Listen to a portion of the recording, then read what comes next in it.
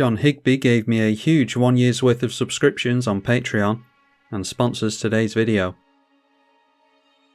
Trying again with Ojer Taq versus Mahadi, Dihada and Eriette. A good hand to start off with, plenty of mana and means of token production as well. Alright, draw into Increasing Devotion. If we go for Sol Ring now, doesn't really help us next turn. We're going for Strixhaven either way. It might be that the red players have a Vandal Blast or something, so yeah, we'll just hold off on it for now. Hope that we don't see a turn 1 wheel or anything. Alright, no turn 1 plays from any of our opponents, so we're going to be able to make use of the Sol Ring here at least, which we wouldn't necessarily have been able to if we played it out on turn 1, so Sol Ring, and we'll head straight in for the Strixhaven Stadium. Argument for a turn 1 play with the Sol Ring would have been we get down Sol Ring on turn 1 and then we can go for Adeline this turn. A Dark Confidant from the Eriette player. Callion on turn 2 for the Legends deck. And a Talisman for the Rakdos player. Followed by 1 life into a Gutter Bones. Alright, Staff of the Storyteller. Go for a Plains. Would it be better for us to just get down Adeline here? And we can play Staff of the Storyteller as well, I think that's fine. And that way we can hopefully get down our commander next turn and start swinging in with this. And we've already got 2 counters on the Strixhaven Stadium. Need 10 on here and then hit an opponent and they'll lose the game. Dark Confidant revealing a Parasitic Impetus. It is a Sol Ring for the Orzhov player. And there goes, I had a feeling our opponent would do that. Parasitic Impetus onto the Adeline. I'm not particularly bothered about. I don't really care who we're swinging in at with this. Just have to make sure that we don't lose too much life to this. And the first commander, Dihada, Binder of Wills into play. Plussing on Dihada. And didn't discard anything surprisingly, so staying at 6 cards in hand. Going for the +2. So this is Indestructible, Lifelink and Vigilance. I mean, we can still swing into that, not really bothered. And another commander, 2 in a row. Mahadi comes down. And the Gutter Bones goes into the left against Dark Confidant, willing to trade on that. Alright, drawing into a land isn't the worst here because that means we can go for our commander and draw something with Staff of the Storyteller. So get down our commander. Alright, so the tokens from Adeline are going to come into play tapped. I'll hold back the Spirit as a blocker. We can only attack 2 players, so we'll go straight through at Dihada. Parasite Impetus drains us for 2, and Adeline makes 2 tokens per player. So I'm assuming that this is going to get blocked. The other 2 go in here, it's 2, 4, 6. Puts us at 9, so it doesn't necessarily help. The minus on this is 11. I'm just going to go after Strixhaven Stadium at this point, I think. So there's 2 in at all of our opponents at the moment, and then yeah, the other 3 can go in at Dihada. Triggers Staff of the Storyteller a bunch. Obviously could have tried for some kind of Strixhaven Stadium win there, but I don't think it's particularly fair against my opponents here. Probably get bitten for going easy on them though. So commander gonna block. The Kalane is going to block. The Dark Confidant is not. So Strixhaven Stadium goes up to 9 counters. Obviously, like I said, if we hadn't gone in at Dihada, then could have had rid of a player here. But it probably would have been Dihada. We get rid of, and then other players would have scooped in response most likely, so best to just leave it alone for the sake of getting an actual game in. Dark Confidant loses our opponent 5 life, goes down to 30 with Sigil of the Empty Throne. Mox Amber for the Legends deck, won't have any trouble tapping that for mana. Alright, and Urza's Ruinous Blast is going to get rid of all the non-legendaries, so that's what we get for going easy on our opponent. Draw a card in response to that.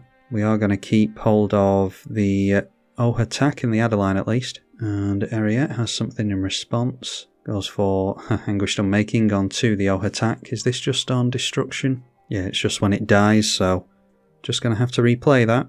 Alright, draw into a land for the War Room, but we're a million miles away from our commander now. And giving Indestructible on this again. Well, that's pretty much our game done, I imagine. It's like I said though, if we'd gone after the Dihada player and knocked him out of the game there, then would these 2 have stuck it out? Not if previous games on this channel or anything to go by, so we're not going to do anything this game now most likely, but we'll get a full game out, which is the only way to get a full game, I think, is losing.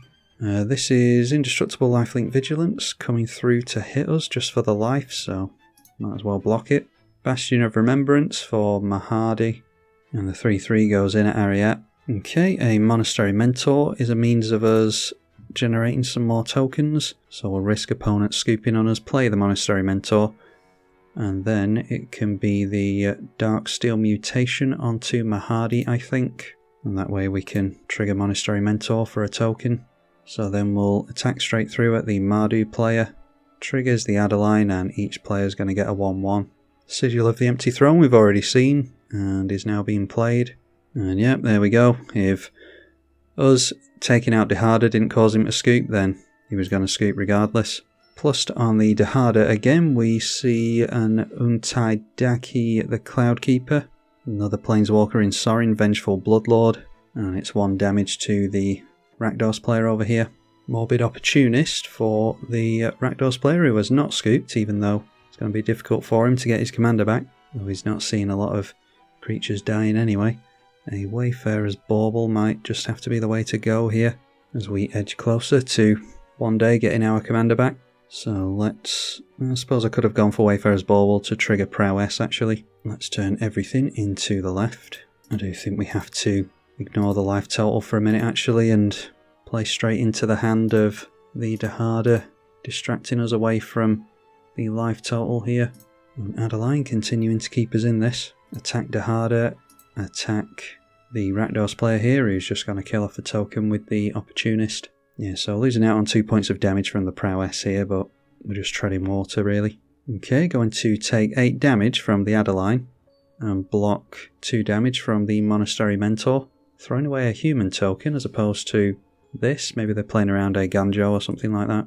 Obviously they get the card draw here as well, so that's probably what their aim is. So Morbid Opportunist and Bastion of Remembrance going on the stack. Bastion does a ping to everyone. So we've managed to get Dihada down to 16. And is this on a creature you control? Yeah, it's just when you control, so need a Blood Artist effect or something like that with all our tokens and we might be able to get rid of this guy. So now we'll play the Wayfarer's Bauble. Dihada going for the minus now, looking for some treasures and more legendaries. Discarding some stuff that he'll be able to reanimate with the Sorin. That is a Dargo, Mount Doom, Jeru, and Chainer. Playing a Brass's Tunnel Grinder. So when that enters, discard any number of cards and draw that many +1. They've got 3 cards in hand at the moment. They want a board wipe, I imagine. Discarding Avacyn's Memorial. And playing out a Minas Tirith. A little bit of card draw if they manage to get into some creatures at some point. Getting down a Bladewing, which is a 6/6 with haste. When it deals combat damage to a player or planeswalker for each creature in your graveyard, you get a Zombie Knight, so that is going to gum up the board.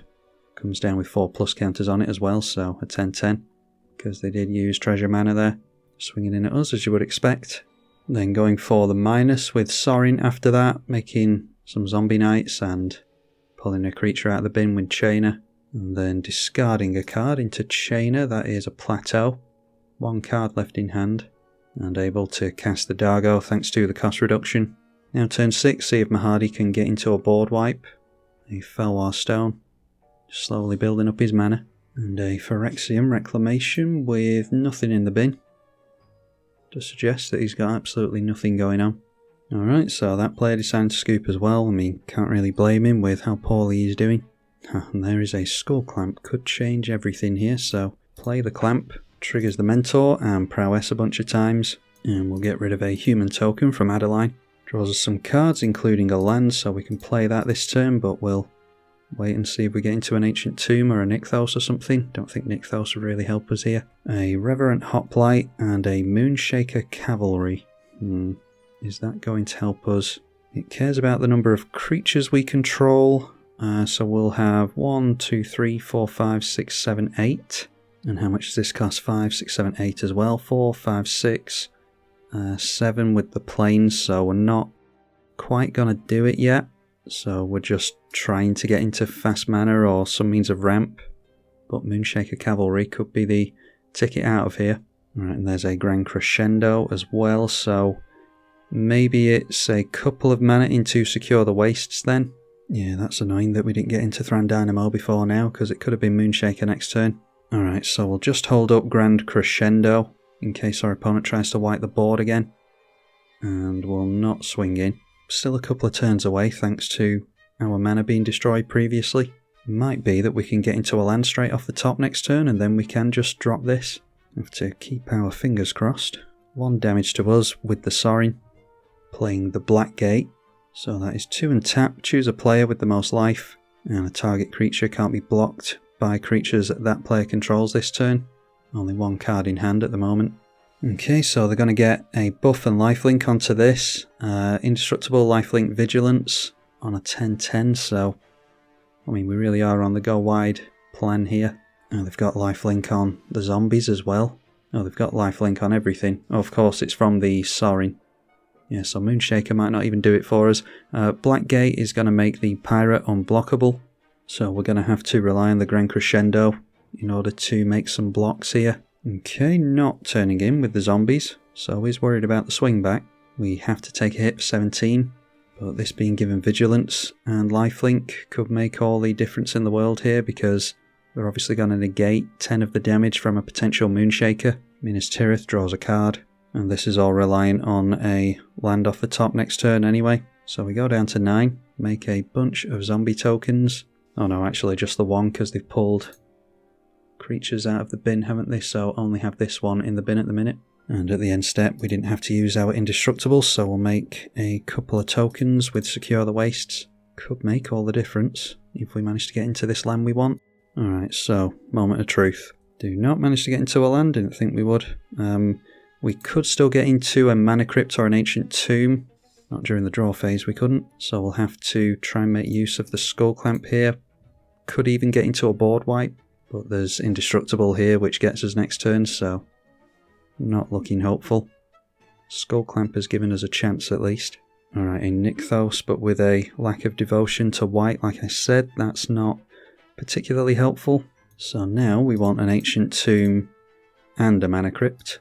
Okay, there's a Martial Coup, but the Indestructible isn't going to allow that to be relevant, and we don't have the mana for it anyway because we're in mono white, so let's just keep digging just for the fun of it, and then we'll scoop to this, I think.